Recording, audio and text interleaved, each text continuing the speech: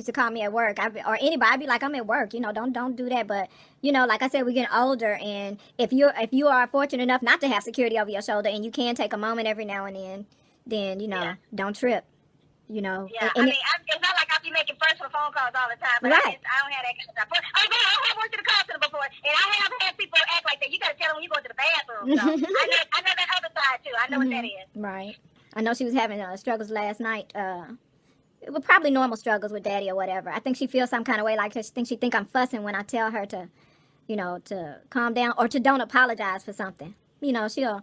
Oh, she not worried about you. Her issue is that daddy be trying to kill himself because he be trying to take too much of that medicine. Right, but even before the whole medicine or whatever, whenever she apologized to me for, how I am, like I'll be like. She apologized to you. I thought she was apologizing to daddy. No, to me. Cause she had to fuss at him, like you said, she got to stop him from overdosing or whatever. And she's like, I'm sorry you had to hear that. And I don't like to hear apologies for stuff that people are doing that they should be doing. You know what I mean? I don't like that because I love you. You ain't, like you don't have to live up. Them ain't the expectations you need to live up from me. That's like, to me, that's for people that don't understand. Even the people that do some of these little videos or whatever, and some of them, the two maybe good people in the world that do them, they'll come and be like, I'm so sorry. I should have been made. Why are you apologizing to people that's not gonna be there for you when shit go down? You was handling real life. You was handling real life, and not one of them gonna show up and pay a bill if something go down in your life. Don't apologize. Not never. Yeah. They eating popcorn while you during your demise. Yep. Child. So yeah, I want her to put on. Yeah, don't be apologizing to me, or don't do that. Don't do that. But yeah, I think she think I'm fussing when I say don't. I just be, I don't be fussing. I just be like, don't apologize for me to me for that. That's something you got to take care of. Like what What you supposed to do? Not say anything? Let him just retake the medicine all 4 times tonight. No. But yeah, I don't want her to think I'm fussing. And then when I feel like she think I'm fussing, then because I be wanting her to have a productive conversation, because I know that when she talks to you, she feels better after she talks to you, even if it's just random. Yeah, I be having all kinds of foolishness in her ear. Yeah. I tell you what. Let him act up one more time. Right. Let him act up one more time. She like, yeah. And what I know is that kind of spirit is more powerful than any medication she could take. Right. So. Right. Yeah. I just be. It's a whole lot of shenanigans that I be putting in her ear. Yeah. That she's never gonna do. Yeah, I know. I know. But so I want her to be uplifted after she don't be talk to me and then be like, oh, I made her upset, or she had to hear me. Yeah, don't do that. Live and love and laugh every now and then. Yeah, in between. I'm actually not good for her because I think I be taking all her Christianity away. Because girl, one time I got her so hyped, she's like, girl, I mean, using them 1986 words like. Girl, do not sleep. Do not sleep on how healthy that influence is for her right now. It's and ironically, it's spiritual. It's helpful for her. She needs it. For real. Sometimes she be like, let me get off the phone with you because you're just, ooh. I promise you, it's some healing that laughter can do that the Bible can't. I promise you. It just is sometimes. It is sometimes. It's just complete foolishness, what I call it. It's wonderful. The stuff that I'm doing, it really should be coming from, we had not now a steady job in years, and Mama been paying all her bills. It really should be coming from. She literally right down the street. She never at work. She never at work. They could go to the back room in person and cut up. Right. And she literally right down the street. Ain't no reason why she shouldn't be, but and I try not to say. She's so self-absorbed though. She just all she care about is self. And every time being hateful towards all her baby daddies. When she was consumed, when she first started being really consumed with that. Actually, the more hateful she was when she really got bad with, the more hateful she was, the more I was, because I listen to what's not being said, and I was like, that made me think that he actually had grown up and met a lady, and she was jealous more than anything. Well, here's the deal. She can't stand being compared to, okay? She can't stand it. But when I tell you her behavior reminds me of it, she's 876 years old, and she's still bearing hate towards. It occurred to me a couple months ago. I was like, I don't even remember what his name was, and I don't even know what he looked like. I met him once. I don't even know what he looked like, and that'll go for it, Oh God. I mean, I'm not. I know what you're saying. That's probably true, but I never even thought of that. Yeah. So, but I mean, I like I said, I met her once for like 15 minutes, and so I surely don't even remember what he looked like. I wouldn't want to ask no way because she knew I didn't trust her choices in humans in general. So she probably wouldn't have asked me. Well, the one guy that I felt like that did love her, that was living with her when I went to stay with her for a couple of weeks.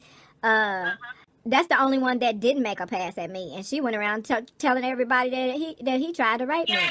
That's the one I'm talking about. We're talking about the same Oh, one. okay. And I was like, she used to dog him out, and I'm like, you know what? You got a good man at all. well, the reason why I felt like he really loved her, well, first of all, I saw it. Like I said, I was there, and he was the only person in the family or out that would call her out when she would lie, which was all the time. But when I saw him calling her out every time, I was like, oh, this man loved her.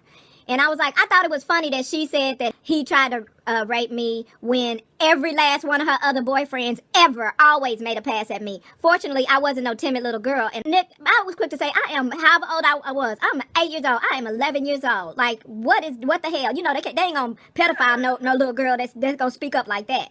You know, little girls ain't really trained to speak up. But I'm like, what the fuck you doing? Like, I'm too young. What are you doing? Get out of here with that. You know, and there was one that bought me some guitar strings when they had bought me a guitar, and I mean I was young, but I wasn't dumb. I'm like, I know what's good. No, thank you. No, thank you. How about that? You know what I'm saying? But yeah, I was like, really? That's what she said? Because this the only one that didn't. You know, this the one that I started loving. So much because I mean, he did. She dogged him out. Yeah, and it was dangerous for him to be living with her. If you ask me, all the people the strange people that came through there, that's the reason why I was glad to be for it was time to go. I mean, what do you mean, really? I guess he's married and living happily ever after. Somewhere. I hope so. You know, for that matter, I would like for her to be happy, but she chose something else. So, you know, people be choosing. It's amazing.